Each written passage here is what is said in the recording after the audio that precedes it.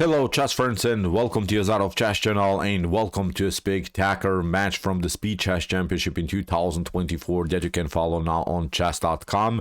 Today we had an interesting match of generations. Today we had an interesting match between Alireza Firouzja against Alexander Grischuk. Alireza, of course, one of the most talented players in the world for sure, but we should not forget that Alexander Grischuk is a 3-time world chess champion in blitz chess. So Alexander Grischuk is really strong in this faster time format, and I don't want to reveal immediately the result. Maybe you haven't followed this Speed Chess Championship live, but I guarantee you both players had great chances to win this match. It was really an equalish match with many ups and downs, of course, with many inaccuracies, mistakes and blunders, but every game I think had really some roller coaster stuff all over the board. So in my opinion, great match, and at the end of the video I'm going to reveal, of course, the winner of this match and who is moving then into the quarterfinals of the Speed Chess Championship in 2024. So let's check out now one game. In my opinion, it was really a dynamic game with the white pieces. Alireza opened here with the move e4, e5 by Alexander Grischuk, Knight-3 Nc6, bishop to b5. The Spanish game, the Rui Lopez is on the board. Knight-6, we have the Berlin defense, and now after kingside castling and knight takes e4, we have now the so-called real gambit accepted. Of course, you pick up the pawn, but actually white will get the pawn back with this idea, d4, and then opening up the e file because the king is simply still stuck in the center of the board. Now we have this idea to hit the bishop. Alireza takes, Grischuk takes, and now finally white gets the pawn back, forces also now a reaction by the knight. Knight f5, queen takes d8, and now king takes d8. And although the queens are off the board, I guarantee you this is really quite and really interesting game. Of course, let's again stop and evaluate a little bit the position. White has always this dominant position on this side of the board, has this 4 versus 3 situation, is trying to push something there, but black is relying, of course, on the amazing bishop pair. If the position opens, then the bishops could be very dangerous. So we have h3. This idea is to push the pawn on g4, support further your progress of these 4 pawns on this side of the board. So you're trying to let the pawns roll on the king side where you have the majority, where you are, of course, better. When we watch now the position from white's perspective, we have now the move h6, knight to c3, bishop to d7, and now b3, of course, trying to develop here the dark square bishop. King to c8, Grischuk gets out of the potential d file mess that could be present maybe after rook to d1. We have now bishop to b2 and now b6, and this move is, of course, an idea to play sort of castling by hand, to play this fianchetto style, securing the king on a good square, and then maybe with b6, bishop to c6, improving also your structure here on this side of the board, but also maybe push the pawns with a5, a4, of course, trying to do dangerous stuff here. We have a rook from a to d1. We are now c5, simply liberating now the square for the light square bishop, because you are having the bishop here on the board, so that's why you have to improve somehow the position of both of them. So we have now the move g4. Now Alireza goes for this kingside attack that we have talked about, goes for this 4 versus 3 pawn majority attack on this side. So knight to e7, Grischuk retreats, and now king to g2. Improvement of the king, bishop to e6, king to g3. Good move, I think, by Alireza, although you're getting forward with your king and the king could be endangered. The queens are off the board and the position is not so dangerous, not so dynamic, so that's why perfectly fine to play with your king. Here we have king to b7, and now knight to e1. Very interesting theoretical novelty here by Alireza. In chess history, knight to e4, for instance, has been played in one game. Knight to e1, good move, I would say, because you're liberating immediately here the f file. You want to push simply further. You want to stuck to your plan, as I said, simply continue to push with this 4 versus 3 situation. g5, Grischuk is not allowing that. Now comes Alireza's idea, knight to g2. He's trying not to play h4, and after something like g takes h4, knight to h4, still then the f4 pawn comes through, and then you have flexibility maybe to also play a very dangerous f5. Knight to g6, Grischuk is controlling f4 and h4 so far, and now knight to e4, going also for the weak f6 square.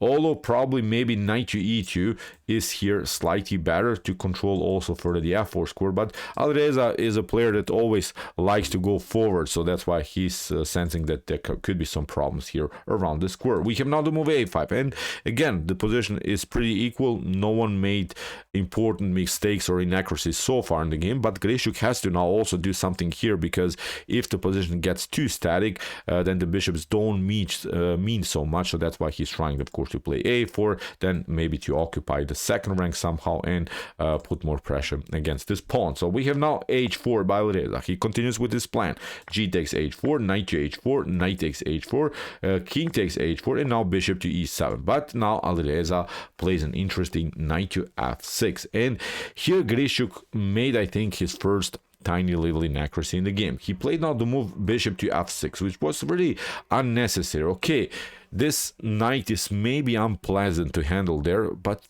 you don't have to touch it. You don't have to do anything about this knight, because this knight doesn't have any support with other pieces. Here Grischuk should have probably played a4 and simply continue his stuff on this side where he is better, trying, of course, as I mentioned, to somehow get this rook here and put more pressure maybe against his bishop, against his pawn on c2. Unnecessary move here to pick up the knight, because the knight didn't do so much, as I said. So now after bishop to f6, what Grischuk was hoping for is that this is an opposite colored bishop's endgame, and then many times in these types of endgames you reach a drawish position. So that's, I think, also perfectly fine when you play with the black pieces against such a strong player like Alireza, to simply go into more drawish positions. But after e takes f6, here Grischuk tried now rook to g8 to put more pressure against his pawn on g4, and now Alireza made actually also his first mistake in the game. He played now the move rook to g1. He protected the pawn in a different way. Actually, f3 is here much more powerful, because after potential maybe a4 move, then you continue with rook to e1. And notice that white is always trying to push the pawns here, and even in some lines there is maybe possibility to play an exchange sacrifice. I wanted to show you how risky maybe this attack would have been here for Alireza. After a takes b3, we have a takes b3, rook to a2, and now you pick up simply the piece, and now you go with your bishop here. Of course, white and black don't have to play the game like this, but I wanted to show really how dangerous it can really become. Now you push the pawn, now this rook is coming in, now bishop to g7, huge threat. So see, very tricky stuff that you can play just in order to let finally this pawns roll on the f5. But okay, after rook to g1, nothing lost, I would say, here also for white. Still, this is a pretty equalish position. Now comes a4. Again, we have gained equality because of inaccuracies on both sides. We have now f4. Alireza is trying to push the pawn. A takes b3. We have a takes b3. Now Grischuk comes through, and now Alireza plays a very interesting move, bishop to e5. And here Alireza spices up the game, because he's actually leaving now the c2 pawn unprotected. But Alireza is relying here on piece activity. He's saying, I still have a 3 versus 2 here, I still have a better placed bishop, I still have a great rook activity, so now maybe I can do something, because even if black takes now the pawn, still it's a long run to push the pawn somewhere here. But okay, here Grischuk accepts the challenge, says now okay, show me what you got, takes out now the pawn on c2, and now Alireza plays f5. And here comes, I would even dare to say, maybe in the critical moment of the game. Here Grischuk played now bishop to c8. This was really unnecessary. A better choice is to go with bishop to b3, but it's so hard to see this tactical sequence now, because probably Grischuk was annoyed by this possibility. When maybe white goes with rook to d7, then you have to cover, and then maybe when the king is coming to h5. The good thing about this move bishop to e5 is that it's a controlling, of course, the h2 square, but actually white doesn't have so much here. Black can of course attack the bishop, maybe you protect it, and now you go with rook to e3, and you will eventually get your rook on h3. For instance, black takes now, white takes out now the pawn on h6, you deliver a check, and the issue is that white cannot go to the square g7. White cannot go here, because actually you're running into a checkmate sequence. Look at this. The only way to survive this checkmate is maybe to sacrifice sacrifice the rook here, then we pick up this one, and again game is lost, I would say, here for white. So really messy stuff. But after bishop to b3, rook to d7, as I said, now you still can protect, and now as I said, you just attack the bishop and then go for the h3 square, and black is pretty fine here. And after moves f5, Alexander Grischuk, unfortunately for him, played now the passive bishop to c8, and now Alireza goes with king to h5 again. And now you see you cannot deliver this check, you cannot because of the dark square bishop. Now Grischuk goes for this idea, rook to e2, rook to e3, rook to h3, but it's a little bit too slow because now Alireza can protect it. Again, Grischuk goes here, we have bishop to f4, rook to d4, and now Alireza grabs another pawn here. Now we have a 3 versus 1 situation on the king side. Black is of course also here is 3 versus 1 on the queen side, but white's attack is, I think, much faster here. White has already occupied, when we watch now how much progress white made, white is already here on the 6th rank. Black's pawns are only on the 5th rank, or when we watch reversed, it's of course on the 4th rank on this side of the board. So white's progress is much faster. We have rook to d3 by Grischuk. He's trying now to deliver this dangerous check, but now Alireza goes with rook to g7, rook to d8 by Grischuk. Now Alireza finds this beautiful square. We have rook to d7, rook to e1, protecting again the rook here, and now after move b5, Grischuk is hoping to finally break and enter here, but it's a little bit too slow. Look at this, king to h6. Alireza goes forward with his king. We have c4, we have b takes c4, b takes c4, and now king to h7, c3 by Grischuk, but now Alireza goes till the end with his king. Really great stuff. c2, we have now rook to c1, rook to c3 by Grischuk, trying of course maybe even to play here rook to d1, but now Alireza plays rook takes d7, bishop to d7, and after king to f7, rook to g3, and here king to e7. In this particular position, Alexander Grischuk resigns. So there's nothing that can be done. Even if you pick up this one, you lose the piece. If you don't react, then of course this pawn is marching.